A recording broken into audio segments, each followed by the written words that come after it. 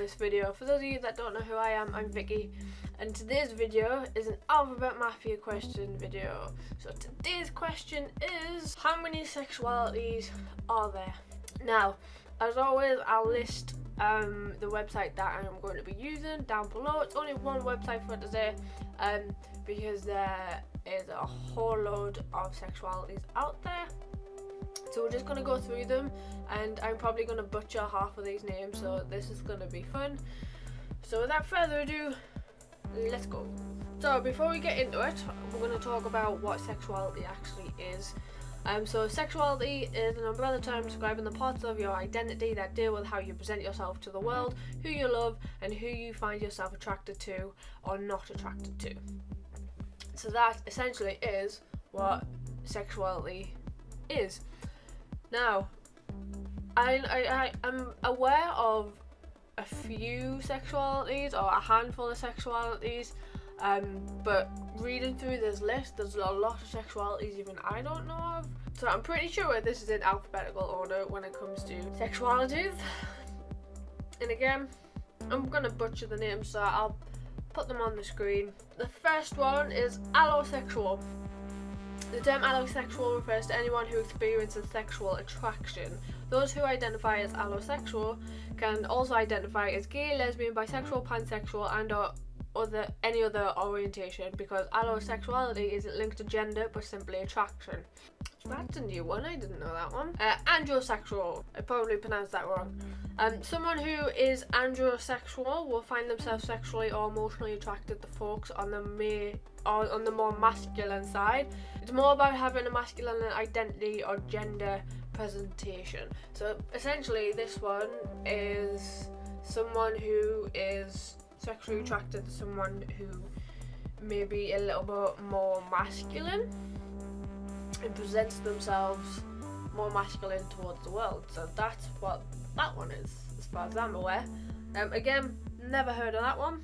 Asexual, I've heard of this one. An asexual individual typically doesn't experience sexual attraction to any gender. However, it is possible for an asexual being to be romantically attracted to people of other genders or of the same gender, and some asexual people do have sex in certain circumstances. So this one is basically someone who, you know, doesn't find sex all that appealing, but they want everything else in a relationship, but not the sex. Some asexuals do want the sex as well.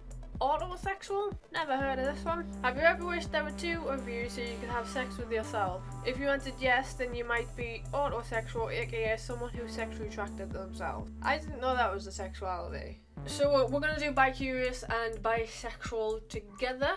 Bicurious is someone who identifies as straight, but they want to explore their sexuality, so they identify as bicurious.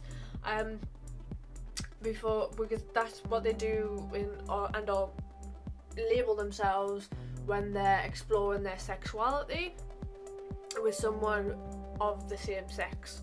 And bisexual is someone who is basically attracted to more than one gender, whether that be a male, whether that be a female. So essentially that's what bisexual and bicurious mean. Closeted, we all know what closeted means. It basically means only you know how far into Narnia you are. Demisexual, I've heard of this one. Demisexual falls on the asexual spectrum. It describes someone who only experiences sexual attraction to folks they already have established a strong romantic or emotional relationship with. So that basically means you've got to have a romantic or emotional relationship before they can experience sexual attraction. So that's what that means. Fluid, again, heard of this one. Some people describe themselves as sexually fluid. A person who is fluid experiences their sexuality or sexual identity as changing over time or in a different context, rather than having one way they experience attraction. So this is someone that kind of may wake up and, you know, because it states sexual identity, so they might one day wake up and kind of be like, oh, I you know, I'm very attracted to women right now, and I want to be more masculine, because it ties in with gender identity or sexual identity as well. So it's kind of like a mixture of the two. So if you kind of feel like one minute you feel more masculine, and then the next minute the next day you feel more feminine, because I'm pretty sure it ties into gender fluid as well. I may be wrong. Gay, pretty sure we all know what gay means. It means that someone is attracted to someone of the same sex, whether that be a male or whether that be a female, because females do like to use the word gay quite a lot to identify as, rather than lesbian, but they also use lesbian as well. There's a like a really long list, so like we're not gonna cover all of them. I'm just gonna kind of pick and choose which ones. Giosexual, never heard of this one, so let's explore. Giosexual people are all of the grey area of the sexual spectrum and tend to experience limited sexual attraction. This means they'll rarely experience sexual attraction, and when they do, it's usually not very intense. I get that, I can understand that one. Lesbian, we all know what lesbian means. It's just a woman who is attracted to someone of the same sex. Pansexual, no, it is not someone who is sexually attracted to pans, before anyone makes that joke. Someone who identifies as pansexual experiences attraction to folks regardless of sex or gender identity. So essentially, they will date pretty much anyone. Well, and like, I don't mean that like everyone who identifies as pansexual is attracted to literally everyone they meet. I'm not saying that at all, before anyone jumps on that train. Questioning, you know, because sometimes when I see like stuff like this, you know, like some people do want to put a label on it because they don't want to necessarily identify as straight up until they figure some things out. So they do tend to label their sexuality as question or bicurious, you know, things like that. So I get why these terms and labels are around. I understand that. So questioning is someone who falls into the question category of someone who's literally questioning their current situation and their current sexual identity, and they're exploring that. I don't know how to pronounce this one, but I'm going to attempt it again. Put it on the screen. Sapiosexual?